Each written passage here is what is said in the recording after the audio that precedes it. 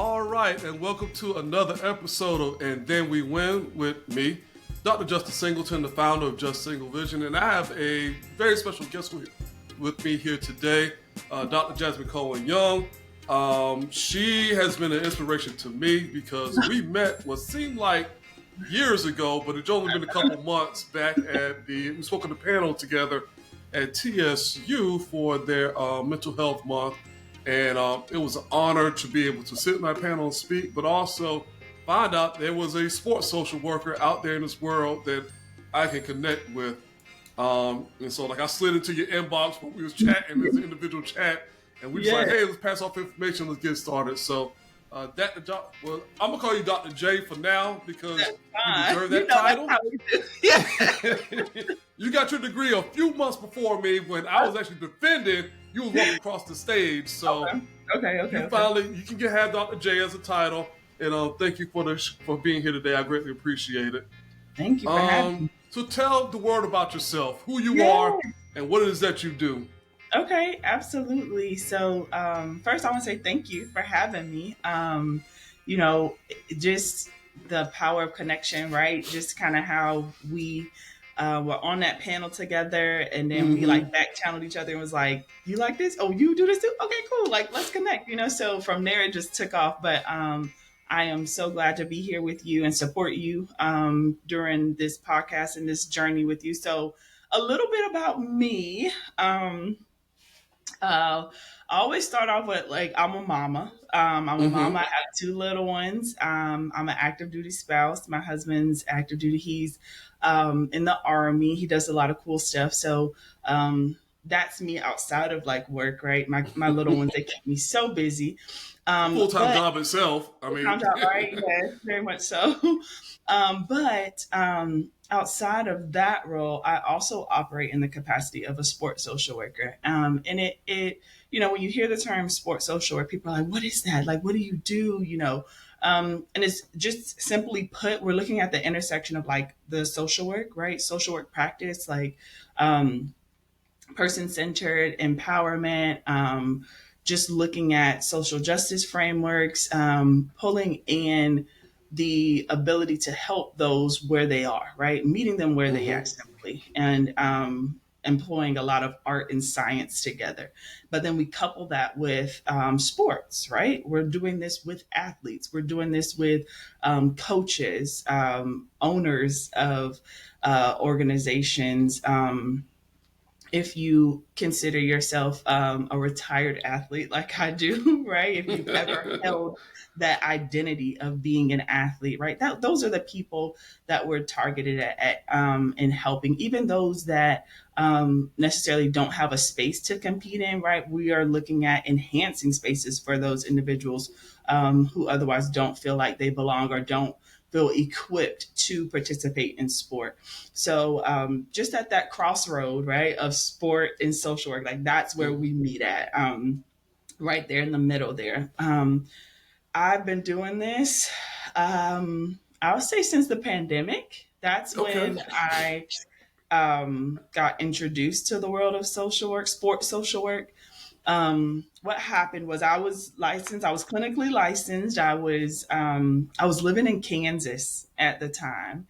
And what happened was I was currently working at a community mental health practice, right? It was really small. It had just started up. And I had the pleasure of helping with that startup process and everything. So I was really invested into it. We had some other really cool programs that were launching as well. But in the midst of all of that, what happened during the pandemic is everything just abruptly got shut down. It was a halt. And where I was located in Kansas was right next to K-State. I was an hour away, 2 hours away from KU.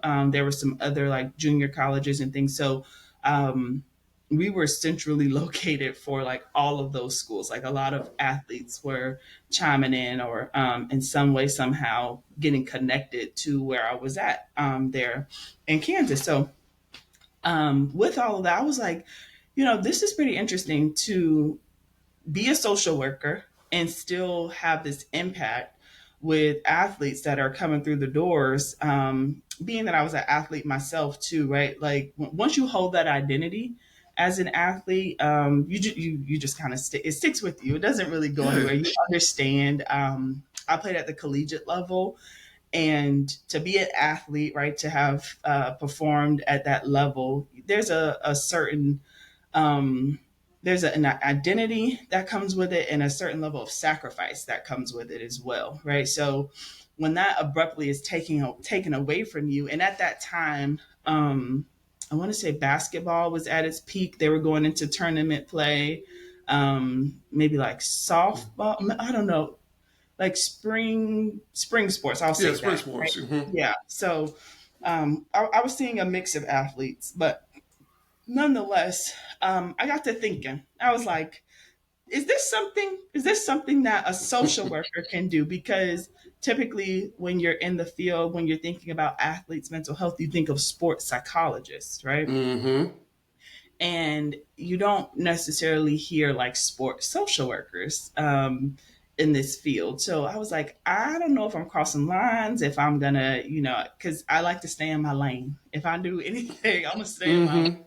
and I need to know what my lane is. So I was like, let me just, let me see what's out there. I thought I had discovered something. I tell people this all the time. I thought I The was, first. "Ooh, we got this. Like, let's do this." So Google, good old Google. I get on Google and I'm like, let me put this in here, see if there's any social workers that are operating in the capacity with athletes. And lo and behold, I found the Association of Social Workers in Sports. And I was like, Mm-hmm. I'm not the first, but this is good. So I don't have to reinvent the wheel. And then from there, I joined that association. I was like, okay, I can do this, right? Like I have support, I have backing, like this is wonderful.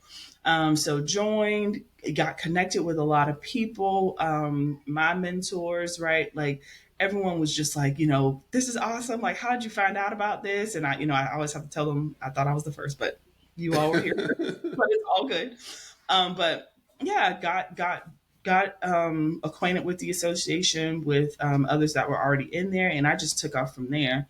Maybe like a year or two into the association, I realized that there was a need Mm-hmm. in our Black and Brown communities to have access to this type of sports therapy, this type of sports social work. We have a lot of athletes. When you think about the Black and Brown community, sport is often thought of as like a catapult, right? Mm-hmm. A lot of communities of color utilize sport as a means to break cycles, right? If we're going to make it some type of way, we need to play a sport. Now, it's 2025. We know that that's not the only way, No. but it's still heavily relied upon.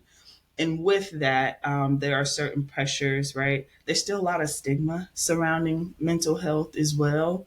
But I realized that there was a need here. Because when you just think about mental health in general, you take away the sports aspect of it, right? Mm-hmm. And you're just operating as a licensed clinical social worker, right? In that mental health capacity, we know that there's a need. But then you double down on that and you realize that our athletes are also in need as well. So from there, I founded Minds Matter, which is my nonprofit that's centered around providing these type of services, right? The sports social work services, working with teams, coaches, parents, right? Helping them to navigate just the sports world and what that looks like for whatever area or stage of play that their athlete is in, and just making sure that they are not just performing well, in their respective sport, but also just in life, right? In the classroom, in Mm-hmm. life, helping them to just navigate their own mental health and just drawing those connections too as to how mental health does help influence and enhance their sports performance. So whereas like a sports psychologist may be centered or focused on like performing or enhancing their performance, as a sports social worker, we're looking at the total package. We're looking at the total well-being of that individual,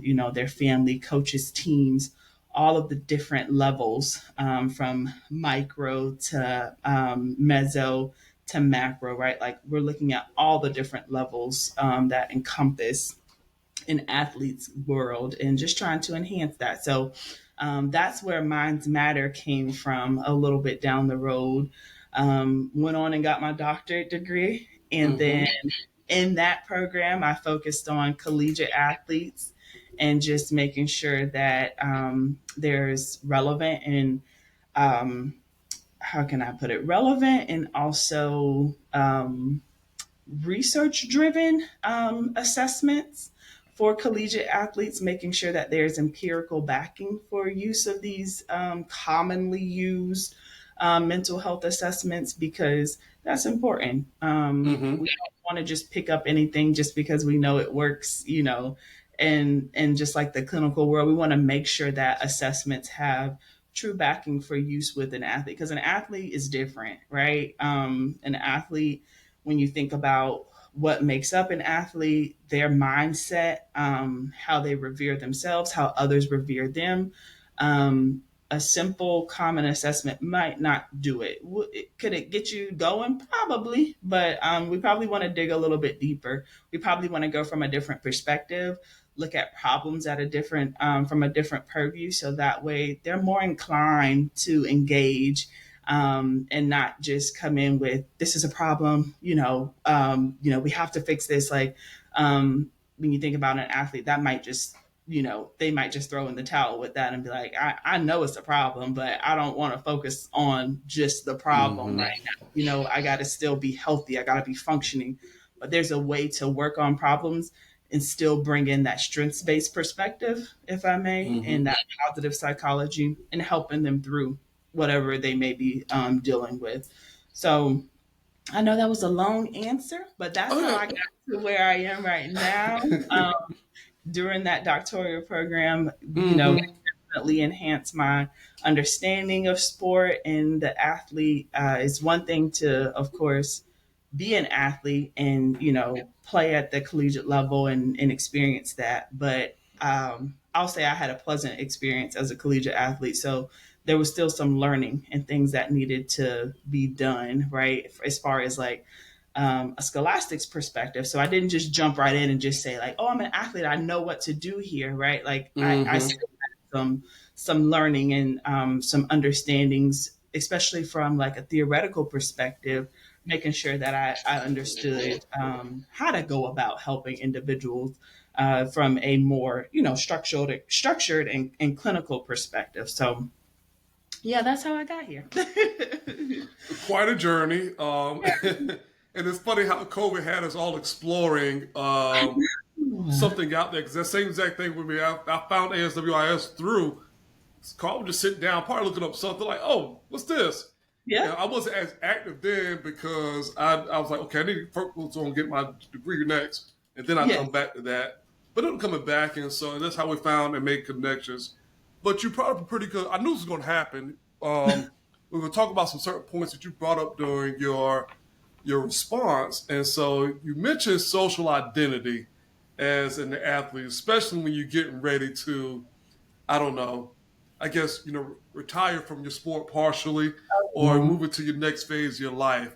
Let's talk about social identity a little bit. Why is that such a critical point for athletes from our profession and for them too? Yeah. I mean, athletes, when you think of my realm is like student athletes. So from Mm-hmm. youth sports to collegiate sports, that's where I rest at.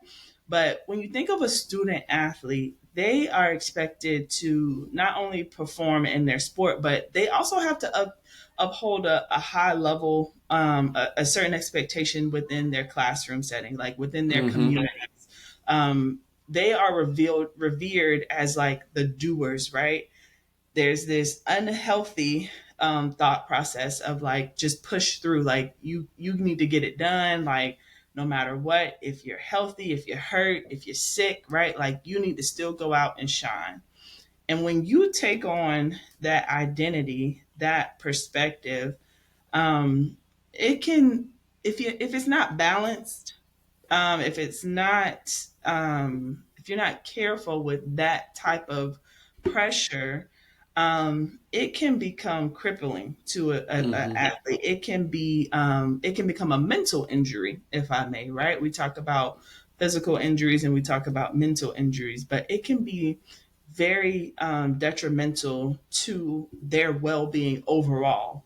Mm-hmm. Um, you wondering why they only scoring 6 points and they were dropping 25, right? You wonder why they fumbling the ball or they can't catch it when they were just, scoring 3, 4 touchdowns a game, right? Mm-hmm. Um, you have to understand that there's more to the game, and it does come from the identity perspective, right? The playing, like there's more to it than just that physical aspect of it. There's a mental capacity that comes along with being an athlete, being a high performing athlete, and trying to keep up this identity. Now, Mm-hmm. you bring up a really good point about transitions in an athlete's career. If for some reason something happens and an athlete has to transition, now transitions can be a little different for depending on the athlete. Mm-hmm. If you're injured, um, I've seen athletes that have had to move and they get to a new team, a new sport, or a different coach, and that's a big transition. Transitioning up to a different level of play is a really big transition, but transitions out of sport are very, very hard for athletes. When I sit with the youth sports. So well, I'm from Florida too. Let me preface this. So we have great weather year round in Florida. So a lot of our sports, depending on what sport you're playing, can start as early as 3 or 4 years old. So Mm-hmm. from 3 or 4 years old into high school or college, however long you've played your sport, that's been your identity. That's been a part of you. That's been what you know to be a part of your everyday routine, whether it's practice, competition, you're doing it in some way, shape, or form. It's a part of you. But then when that part of you is suddenly stopped, if you get injured, if you don't make it to the next level, um, if something happens where maybe you get cut from the team, whatever that looks like in that transition, that can be really hard to adjust to. That part of you, you're like, well, what do I do now? I remember when I when I was done playing basketball, I had did 4 years. I played at Rollins College. I did 4 years, and then we did pretty good my senior year. Again, we made it to like some post tournament play, but then we got out. You either win or you go home, right? Win or go home. Mm-hmm. And when we lost, I was like, all right, like I don't have like I don't have to go lift, I don't have to go run, like I don't have to do any of this, but it just felt so normal to still show up to the gym and still Mm-hmm. be around the team and things. But like in reality, I needed to be ready for grad school. I needed to be Yeah. transitioning and getting ready for, that next identity that I was gonna have to pick up and start curating for myself. But um, that identity aspect is crucial when it comes to athletes and just how they look at themselves, how the world reveres them, especially if they are, at the peak of their play. It can be really challenging to balance that athletic identity and still trying to maintain just as a person, just as just as a human Yeah. being, you're trying to navigate all of, the pressures and the different intersections of that student athlete identity. So I know that was a long answer. No, that's right. Because it's important because I think sometimes people tend to forget that athletes are human beings, especially student athletes. Like, yes, they're student, they're athlete, but they're a human as well. And there are certain things that need to be addressed from a human standpoint that needs to be nurtured, fed, and taken Yes, care of. So therefore, they can thrive as a student, as an athlete. And right, so that's like my school mindset. Like, okay, don't forget like who they are in person. right. Yes, they go out there and score 30 a game. Yes, they got these college offers. Yes, they've been doing the sports since they were, like you said, in Florida. it's like they Mhm. almost breed players down there between Florida, Texas, and California. Mhm. It's like whatever your sport is, that's what you're doing for a while. And of course, you have your two or three others, but Mhm. this is Mhm. who they are. This is all they know. And so when you take that away from them, I'm like, who am I? Like, Yep. I can do stuff. Like, Mhm. yeah, Absolutely. But even as a sports social worker, like that's what we need to be curating as well for them. Like, who are you outside of an athlete, right? Because you never mm-hmm, know when those transitions may take place for them. We want them to excel and exceed, go to that next level, get into the professional realm if that's in their future.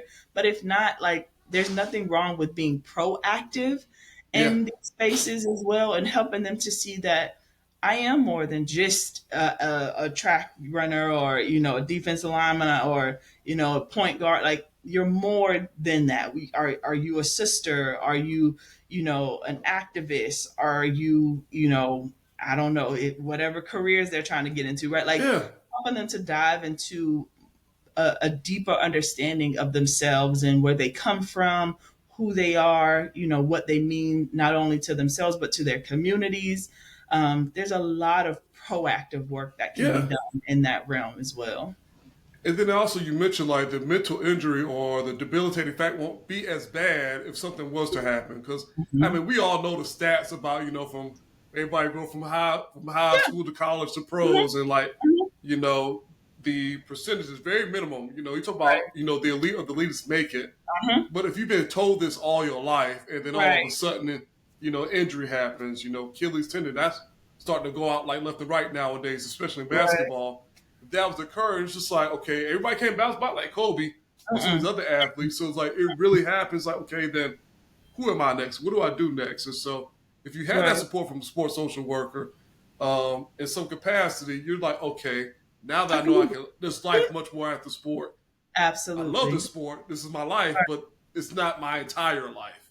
Absolutely. And there's so many other ways to engage in sport outside of like they have like the adult leagues. They have some Yeah. of them are very competitive. I mean, people out here, I mean, you got to form a team. You have in practice. Like it is. You still feel like you are on a team. You know what I mean? Like a professional, a semi-professional league, or there's so many different options out here. So, Oh yeah. yeah, it's just about now. It's about knowing. It's about exploring. It's about knowing that there is, like you said, life after the sport or whatever it is that that you're engaging in. So, yeah. Yeah. I mean, it's Yeah, much more it's to it much more to afterwards. it. And just think, you touched the topic about black and brown athletes a little bit more and some of their needs, and that's why you kind of gravitate towards that population demographic. What are some of the challenges that you're seeing, amongst this population? It doesn't have to be all of them, but what are No, some most yeah. common challenges that you've experienced working with these populations? Absolutely. So, when you just think about mental health as it relates to, like, we'll take sport out of it for a second. Okay. You think about the challenges that communities of color are dealing with right now. Poverty just comes to mind very easily. You expect an athlete to perform and do what they're told to do, but if they don't have the equipment, if they don't have the nutrition, if they don't have the means to acquire what they need in order to go out and perform and excel, then it makes it that much harder for an athlete, to engage in sport just right off the bat, right? Mm-hmm. I think about access to care. Um, I here I am, and I put myself in this box of privilege of understanding that these services exist, but my communities or communities that I know of don't know that I exist, right? So how do I Mm-hmm. let them know that this is accessible to them, right? It's one thing to be a social worker and sit behind the desk and wait for people to find you, but that's not how I curate my spaces and that's not how I operate. Like I'm going to go to the basketball games, I'm going to go to the football games, I'm going to go to community events, I'm going to let the community know that I exist because knowledge is half the battle, right? Once you know Mm-hmm. that this exists and this is something that's accessible to you, then of course I'll leave the ball in your court, right? I'll say, this exists. Let me know if you need me, right? But I'm gonna do my part and let you know that it's here. So poverty, accessibility. I would say, um, and this is you probably don't hear this one a lot, but like gambling is Mm. a really big one. Sports betting, you see it, you don't realize it. You might have an uncle, a aunt, a granddad, a dad, mom, whoever. You see them playing the lottery, or you see them going to casinos and things like that, right? Just throughout your life. But now in today's current world is sports betting.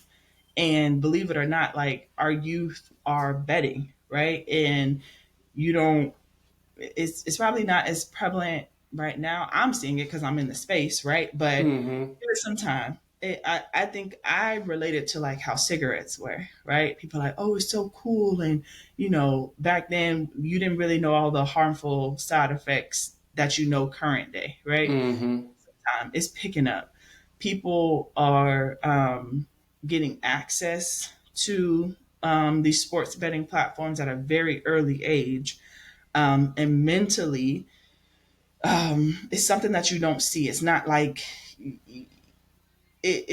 your typical addiction, if I may, right? There's no true like signs or symptoms. You got to really be paying Mm-hmm. attention to somebody to know that they're struggling with this type of issue.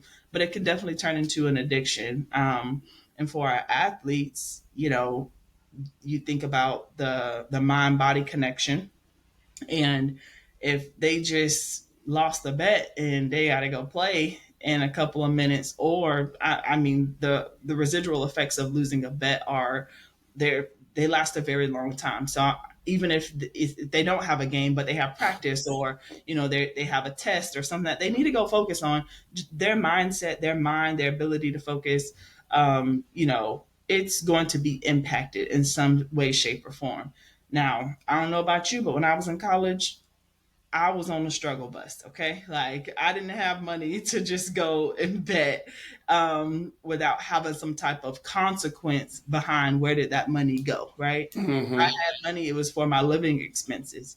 But if I go bet that and I don't come out on top and I don't win, then that's my rent money, or that's the money I have for food, or my essentials and things like that. So over time, I think more attention will be put on sports betting.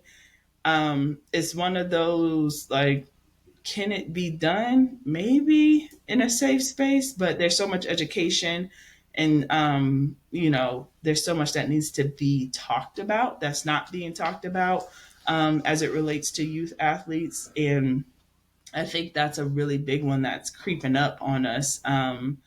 As it relates to some issues that will probably arise down the road. But like I said, it just puts me in the mindset of like when cigarettes first came out, right? People were like, Oh oh, it's yeah. so cool to do, and this and that. But then now you see all these warning labels and this and that.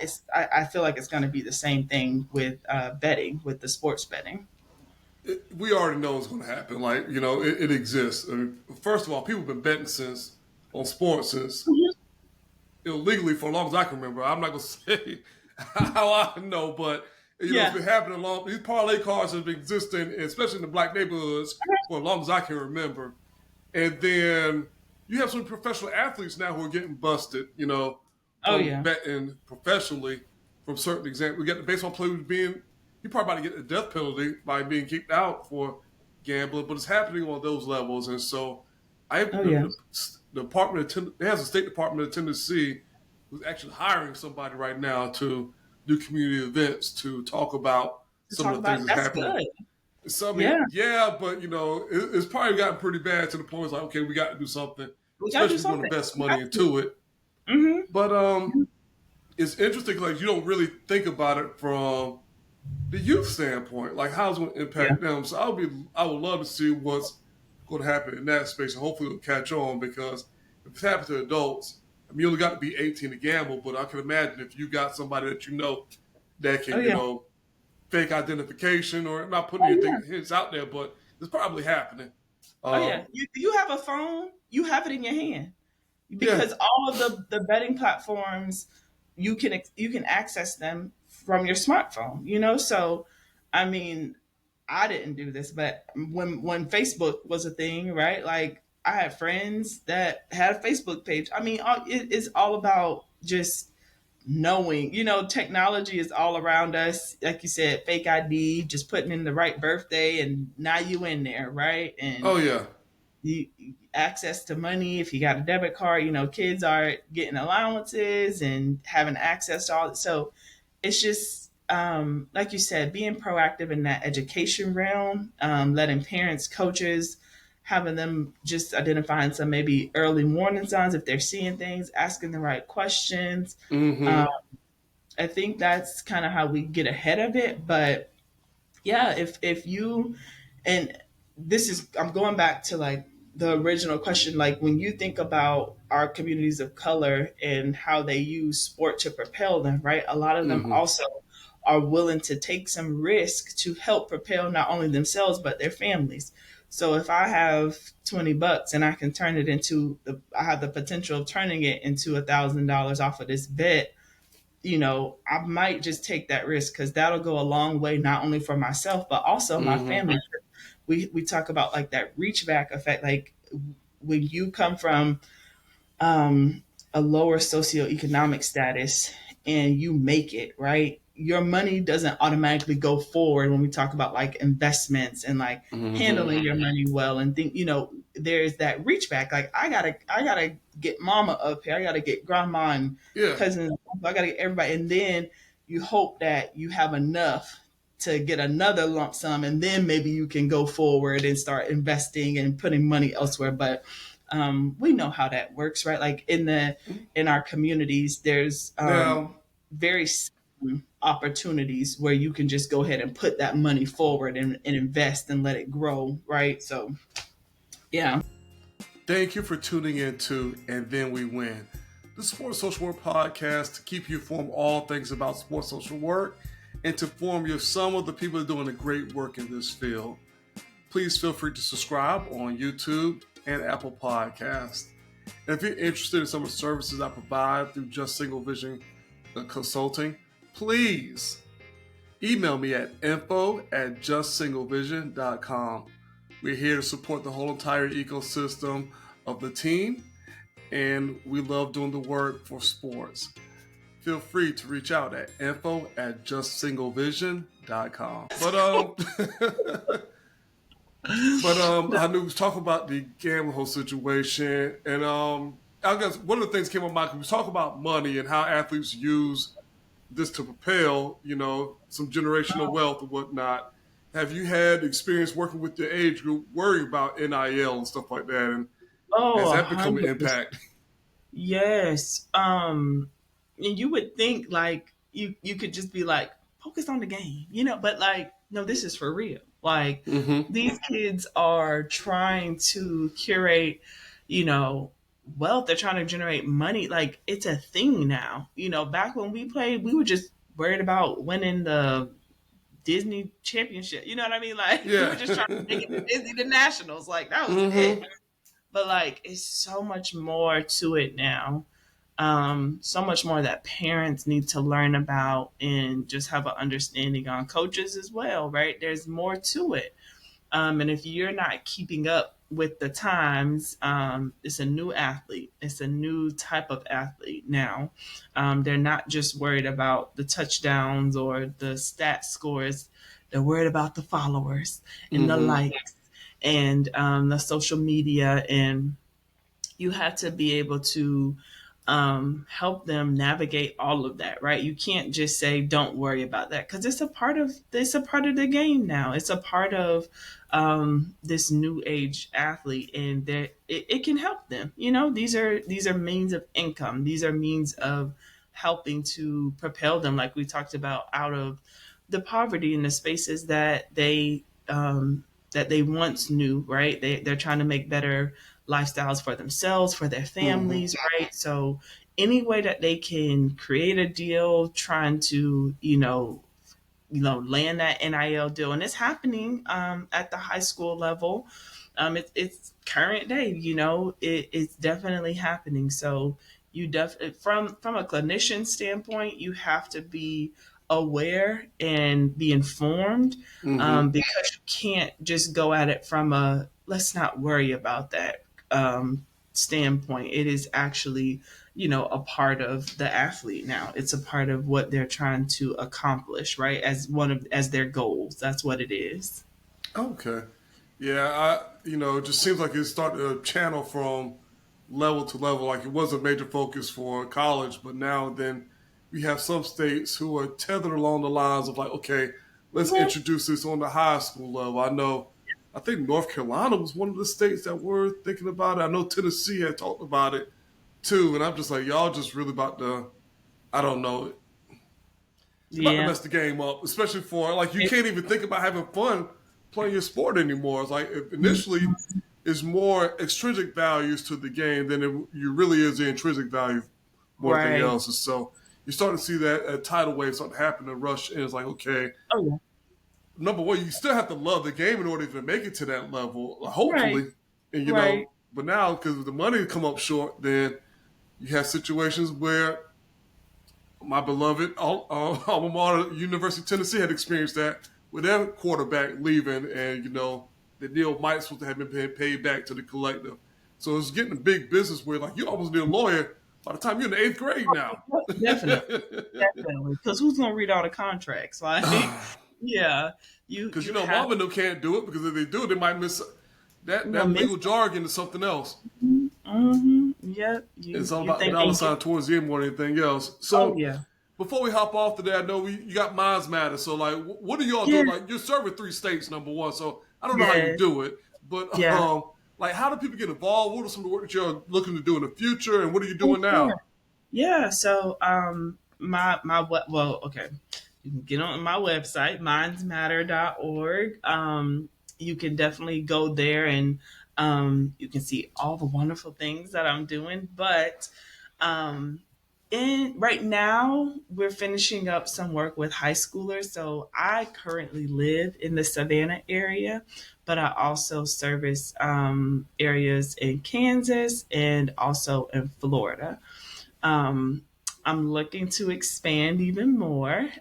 With expansion comes more responsibility. So Mm-hmm. I don't just jump into it and be like, oh, yeah, let me just get a license. Like, you have to curate those types of relationships and, make sure that the foundation is set right for sustainability. That's what it's all about when you're trying to build programming or create, certain space. You want sustainability out of it more than anything. So, Mm-hmm. yeah, right now, wrapping up some work with high schoolers, looking at healthy play, sober play. So we have noticed that there's an issue with athletes playing under the influence, and there's like this mindset of like minimizing the effects of marijuana or alcohol on Mm-hmm. sports play, when we see in the data that there is like that increased likelihood of like injury or inability to just perform at your best, right? Poor reflex recall, right? There's a lot that's impaired when you do indulge in these substances while you're playing. So that's something that we're wrapping up. Also looking at like fueling the body. We had a lot of great partnerships with like Panera, Food Lion. There were some local donors as well that helped us with that programming, allowing athletes to not just eat out of the vending machine, but also taking some of that responsibility off of the athlete and putting it on the school as well. Like, these athletes have to go out and perform. Like, let's give them some healthier options in the cafeteria on game days. Mm-hmm. Or, if there's options within like parents, if they can come together and help, put on a healthier, nutrition option. We've explored some areas with that as well. So there's sober play, nutrition, fueling the body, and then the third one is something that we hinted on, but like sports betting, more of it from like an education standpoint for parents and coaches, athletes as well. But our main target was the parents and coaches, just making them aware of what's going on as it relates to the sports betting world, the apps, what it looks like on the phones, things to look out for, body language, different um, just different aspects of their athlete that they can, tap into if they feel like something's going on, or if they suspect that there's Mm-hmm. some type of betting going on, right? That they can ask the right questions and figure out what's going on with their athlete. So that's my now. I'm wrapping it up. 2025 is almost over, but it's been really exciting. Um, Now, 2026 is going to look just a little bit different for me. I'm going to be navigating into a different space. I'm still going to hold space for my athletes. Um, and of course, doing that one on one work, doing my sessions with my athletes. But I'm going to switch gears a little bit, and I'm going to be framing work with referees, right? So, referees are they have a lot of pressure. They have a lot of pressure put on The them. ones that are left. That's right. That's right. That's right. My dad's been a ref for years. And I like when my dad goes out on the field and when he refs football. But when he goes out and when he comes in, they're escorted by the sheriff's department. I Mm-hmm. never really understood. I was like, what? Like, is this just like a tradition? Like, this is nice, but like, no, it's safety. There's actually a lot of instances where referees have lost their lives behind, Mm. calling a game, just interacting with the fans and parents, right? Like there is a lot of pressure that goes into refereeing. It doesn't matter what sport, doesn't matter what level of play. Sometimes these referees are maybe donating their time. They don't even have, children out there that are involved. They're just trying to stay involved in the sport. But there's a lot that goes into referee. So I'm going to be framing the referee as an athlete because I've seen some clips of some referees that's keeping Yeah. up with some of these student athletes out there. And there's a lot of preparation that goes into becoming a referee. But even more so, the more tenure you have, the more responsibility that's placed on you Mm-hmm. as a referee to go out and call some of the more higher profile games. And even in those situations, even with your experience, with the support, because you'll have a team around you, but even in those situations, it can be very mentally taxing along with physically. So I just want to tap into that space, also provide support to referees, letting them know that, we hold space for them too, because they too are athletes. And we want them to know that we see them and we just want to be here to support them and allow them to still function in the capacity that they see themselves as that referee and supporting, the student athlete, right? From collegiate all the way down to youth sports, just letting them know that it's okay, to ask for support or need support and still be able to go out there and function at your best as that referee. So that's kind of where my eggs are going to lay for 2026. I still be teaching in the DSW cohort at the University of Kentucky, getting some more sports social workers out there in that concentration. Mm-hmm. Of course, writing, publishing, that's something that I really enjoy, things that I've done in the past that work was centered specifically on collegiate athletes. But like I said, this go around, we're gonna make a little shift here and bring in our referees into the space, and just let the world know that they too are, a vulnerable population in this grand world of sport, and just also curating space for them so that way they know that they're supported. Yeah, that's very important. They're a critical part of the ecosystem that a lot of people don't tend to address. I mean, especially when we talk about high school and any other level beyond. This is not a Right, career for them. Like this is not what they do to become a millionaire. right, And so it's something that right. they really are tied to the sport. And so we have other individuals is like really have an impact on them. That's why you have so many shortages. I can at least say I know for Tennessee that there's been a shortage for quite some years, and probably a lot of Yeah. other states too. Because Oh, 100%. I mean, They I mean, were come on, doing they get paid a couple $100 a game, you know. exactly, So you exactly, gonna sit here and exactly. cuss me out, call me everything but a child of God, and I'm And driving then, across the state to get to mhm, do something I do truly do love, and right, making the challenge right, hard for me. So yeah, absolutely. And we're all for it. Like, challenge a call, challenge a play or something. Like if you feel like something wasn't right, and because they're human, and referees are Mm-hmm. human too. That, challenge it, but respectfully. You know what I Yeah. mean? Like, it doesn't have to be um, what we've seen in the past. I'll just say that. Yeah. And Yeah. also for the referees, like understanding that you are human, right? So when you are approached, like you have to be able to receive that type of criticism or being able to receive that challenge. And if you're not in the right space to do so, then maybe this isn't for you. But we want to make sure that we have a good crew. We gotta make sure we have a Mm-hmm. good set of referees that are out there that are doing the job. And like you said, there is a shortage. I mean, they were moving games. They used to be like Thursdays, JV Thursday, varsity Friday. Like Mm-hmm. that was like they got to make it work now. You got Oh yeah. games Wednesday, Thursday, Friday, sometimes on a Monday. Here, they're trying to pull it together just to give these kids opportunities. Football schedules are a lot shorter now. Mm-hmm. It's definitely a shortage out there. But yeah, I feel like this is something that, like you said, within the whole ecosystem of sport, I Mm-hmm. don't think referees get enough. They don't get enough light. They don't get enough credit for what they do. They often have to deal with a lot. I mean, not just from the players and the coaches, but the parents get with you too. Oh So yeah. yeah. It's like some places they're like, okay, the referees know that in certain schools they're gonna have to really just like, we have to be prepared to show up. hmm Yep, absolutely. You got to go in doing your deep breathing and just Oh yeah. being ready to roll with the punches. But yeah, I think that it's time to put some light on what they deal with as well within this entire world of athletics as well. All right. So we're looking forward to that work that you're doing there in the future. And but the Mhm. last thing before we definitely leave, my tagline, the name of the show is "Then We Win."